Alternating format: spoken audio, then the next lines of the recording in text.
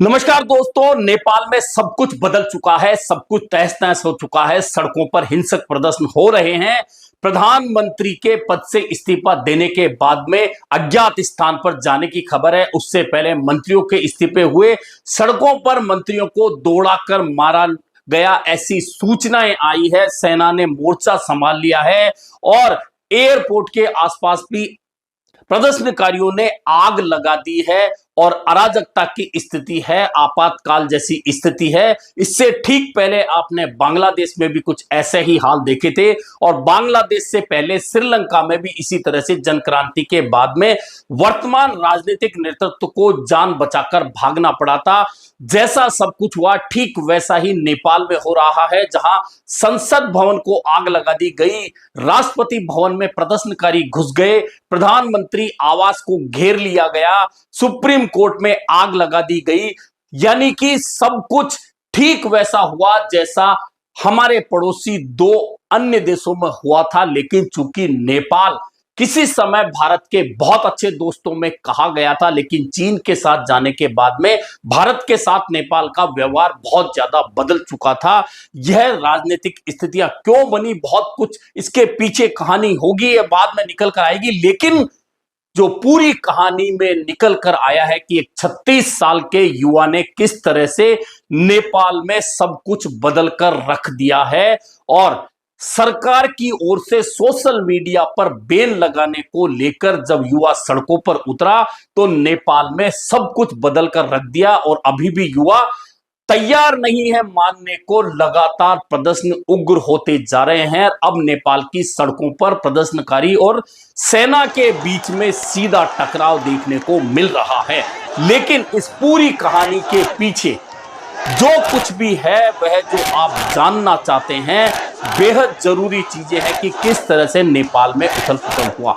दरअसल नेपाल में social media पर बैन सरकार ने लगाया, इसलिए लगाया कि लोग, खासतौर पर युवा, नेपाल सरकार के भ्रष्टाचार और व्यवसायियों के लिए, व्यवसायी हितों के लिए काम करने के खिलाफ लगातार सोशल मीडिया पर लिख रहे थे। और सरकार को यह बिल्कुल पसंद नहीं था कि सरकार के खिलाफ सोशल मीडिया पर लिखा जाए।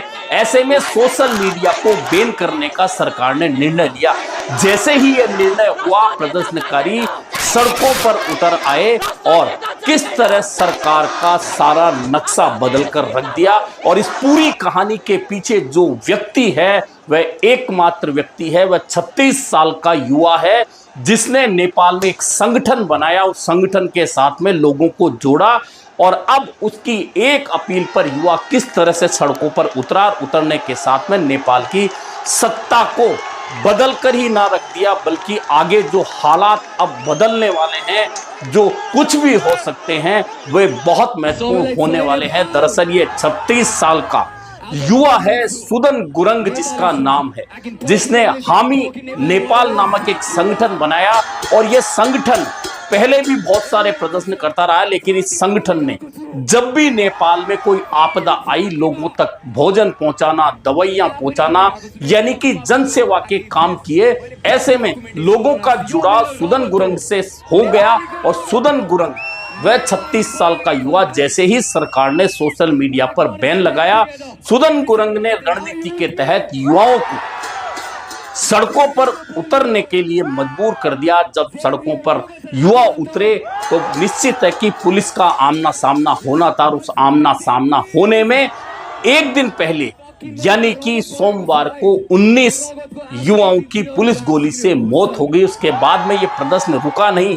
हालांकि सोशल मीडिया पर बैन देर रात को नेपाल सरकार ने हटा दिया। इसके बावजूद मंगलवार को फिर प्रदर्शनकारी सड़कों पर उतरे और सड़कों पर उतरने के बाद में प्रधानमंत्री, राष्ट्रपति आवास, सुप्रीम कोर्ट सहित तमाम प्रमुख बिल्डिंगों पर कब्जा कर लिया और मंत्रियों को दौड़ाकर मारने के दृश्य देखे जा रहे हैं। और अंत में प्रधानमंत्री को इस्तीफा देना पड़ा, क्योंकि नेपाल की सेना ने उन्हें ऐसा करने के लिए कहा।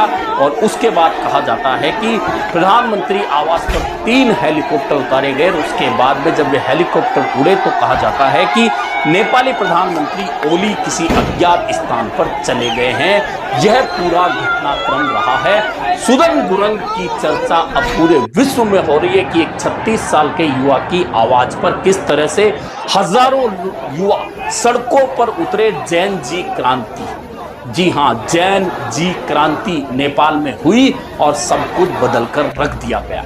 अब जो हालात हैं, अब उसमें एक और नया चेहरा सामने आ रहा है। हामी नेपाल संगठन सुदन गुरंग ने बनाया, उसके साथ लोगों को जोड़ा, लोगों की सेवा की और उसी संगठन के साथ में युवाओं को लेकर सड़कों पर उतरकर राजनीतिक सत्ता को बदलकर रख दिया। यह कहानी है। लेकिन अब आगे एक और नया चेहरा, बालेंद्र शाह। जी हां, बालेंद्र शाह रैपर हैं नेपाल के और उन्होंने 2022 में काठमांडू में स्वतंत्र उम्मीदवार के रूप में चुनाव लड़कर मेयर का चुनाव जीता। वे काठमांडू के मेयर हैं। अब पूरा सोशल मीडिया कहा जा रहा है कि बालेंद्र शाह को पार्टी बनाकर नेपाल की सत्ता संभालने के लिए अपीलों से भरा पड़ा है। यानी कि अब नेपाल में बदलाव को लेकर युवाओं की जो आवाज है वह ज्यादा गंभीर है और युवाओं ने वर्तमान में जो 3 राजनीतिक दल, प्रमुख राजनीतिक दल हैं, उनको नकारते हुए, उनके कार्यों को नकारते हुए कह दिया है कि हमें यह मंजूर नहीं है। ऐसे में अब नेपाल में जो कुछ बदलाव होना है, अब बालेंद्र शाह पार्टी बनाकर नेपाल की सत्ता संभालते हैं या नहीं संभालते हैं यह अलग बात है। लेकिन जिस तरह से जमे जमाए राजनीतिक दलों के खिलाफ लोगों की आवाज इतनी बुलंद हुई कि इन राजनीतिक दलों को अपनी जान बचाने के लिए भागना पड़ रहा है। राजनीतिक दलों के दफ्तरों को जला दिया गया है। जब राष्ट्रपति भवन में प्रदर्शनकारी घुस सकते हैं, प्रधानमंत्री आवास में घुस सकते हैं, आग लगा सकते हैं, सुप्रीम कोर्ट में आग लगा सकते हैं, जेलों से कैदी को भगा सकते हैं। ये तमाम दृश्य श्रीलंका और बांग्लादेश की क्रांति जैसे राजनीतिक सत्ता बदली गई थी उससे मिलते जुलते हैं। और भारत के लिए चिंता का विषय इसलिए हो सकता है कि ये तीनों देश हमारे पड़ोसी हैं।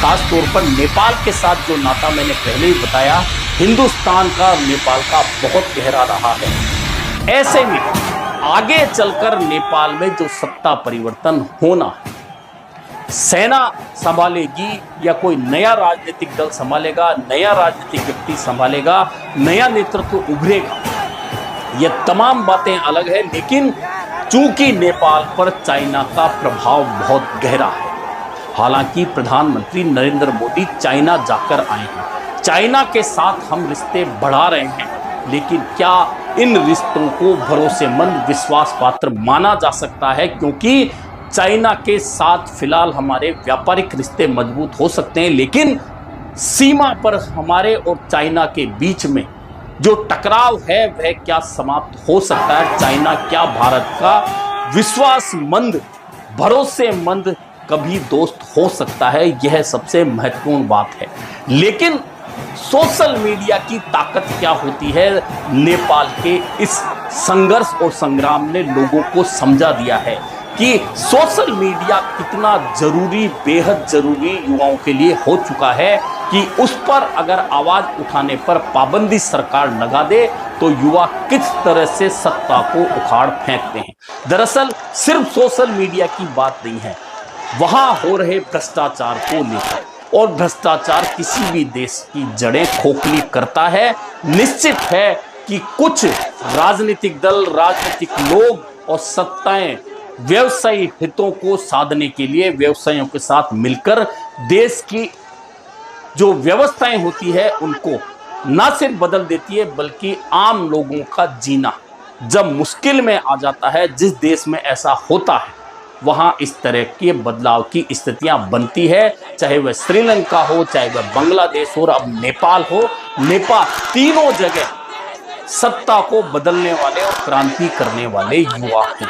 और ये हमेशा कहा है कि जब जब युवा बोला है, राज सिंहासन डोला है। और युवा शक्ति के लिए कहा जाता है कि अब सिंहासन खाली करो कि अब जनता आती है। कुछ ऐसे ही तीनों देशों में नज़ारे देखने को मिले, लेकिन चूंकि बांग्लादेश एक कट्टरपंथी देश है, उसके साथ में नेपाल की तुलना नहीं की जा सकती और श्रीलंका की तुलना भी नेपाल से नहीं की जा सकती। तीनों जगह हालात अलग अलग थे, लेकिन स्थितियां जो बदली हैं वे बदलने वाली स्थितियां एक सी ही कि किस तरह 2 दिन में तमाम सत्ताओं को लोगों ने बदल कर रख दिया। लेकिन इन सत्ता को बदलने में चाहे बांग्लादेश हो, वहां भी छात्र संगठनों ने नेतृत्व किया था और नेपाल में भी एक 36 साल के युवा सुदन गुरंग ने अपनी अपील के माध्यम से युवाओं को सड़कों पर उतार कर एक रणनीति के तहत जिस तरह से नेपाल में सब कुछ उथल पुथल करके रख दिया, वह बहुत सारे देशों के लिए चेतावनी हो सकती है कि आवाज को दबाना अलग बात है, संघर्ष को दबाना अलग बात है, कुचलना अलग बात है और क्रांति के बाद में समझदारी से काम लेना अलग बात है।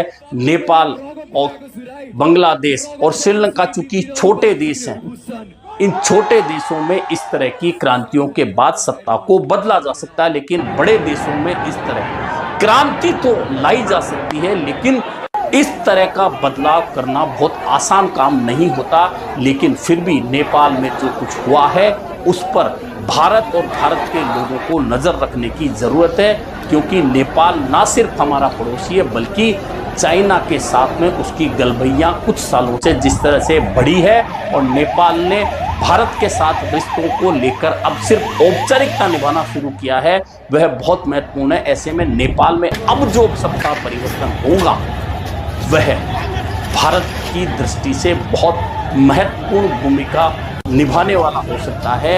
लेकिन कुल मिलाकर युवाओं की इस क्रांति ने एक बार फिर पूरे देश की निगाहें नेपाल की ओर लगा दी है।